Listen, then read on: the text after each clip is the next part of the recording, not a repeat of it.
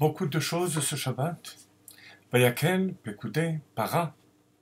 3 lectures rassemblées en un seul Shabbat. Et commençons donc par la première, par le thème du Shabbat. Vayakel, Moshe. Moshe rassemble l'ensemble du peuple juif et leur dit la mitzvah de Shabbat. Sheshet Yamim, Ta'aseh Melacha. Pendant 6 jours, le travail sera fait, et le 7e, Shabbat Shabbaton. Rashi nous dit que ce jour, c'était Vayakel Moshe le Machorat Yom Kippourim, au lendemain de Kippour. Quel est l'intérêt de savoir que c'était le lendemain de Kippour? Pour la raison suivante. L'intérêt est le suivant. Kippour, c'est le jour où Akadosh Baruch Hu pardonne au peuple juif la faute terrible, parce que globale, qui englobe tout le peuple juif, la faute du veau d'or. Et d'une certaine manière, le pasuk, le verset qui vient juste après, Sheshet Yamim Ta'aseh Melacha, vous remarquez qu'on ne parle pas tout de suite du Shabbat.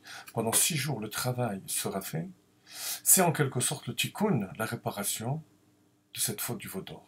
Il ne faut pas oublier que le pardon est fondamental, mais le tikkun, la réparation, c'est une autre affaire. Et c'est une affaire de travail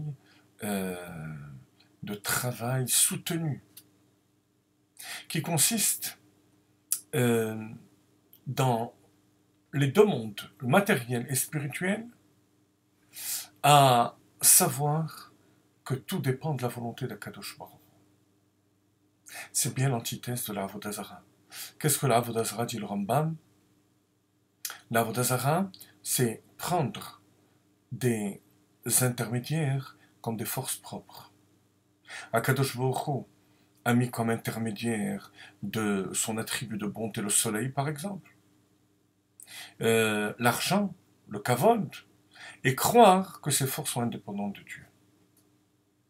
Et à quoi le remarque-t-on? À la manière avec laquelle la personne s'investit dans ces choses-là. Dans le travail, dans le kavod, comme si tout dépendait de ça. Alors que tout cela n'est que comme une hache dans la main de Dieu. Et c'est parce que Sheshet Yamim Ta'aseh Melacha, vous remarquez la voix passive, le travail sera fait comme s'il était fait de lui-même. Nous, on doit faire le levouche, le vêtement à la bénédiction divine. Mais c'est Akadosh Baruch Hu qui nous donne le fruit de ce travail. Alors, Shabbat Shabbaton. Alors le Shabbat sera un Shabbat au nom de Dieu. Ça, c'est au niveau du monde matériel. Au niveau du monde spirituel, quelle est notre vocation sur terre? La Asot lo idbar dira betartonim. Faire une demeure à Dieu ici-bas. Le Mishkan. Là aussi, il faut savoir que, à condition qu'on suive la volonté d'Akadosh Baruch Hu. Ça veut dire que même si, pour cette réalisation spirituelle énorme qu'est le Mishkan, on n'accomplit pas exactement la volonté de Dieu et qu'on transgresse Shabbat, de nouveau, on tombe dans le même principe que la Avodah Zarah. Que ce soit au niveau du monde matériel, au niveau du monde spirituel, En od milevado. Il n'y a rien d'autre que Dieu. Que ce soit par rapport à nos réalisations matérielles, parnassa, travail, ou au niveau de nos réalisations spirituelles, faire de ce monde une demeure pour Akadosh Baruch Hu, avec des écoles juives, des yeshivot, des synagogues, des bate midrash, un endroit où Dieu veut résider.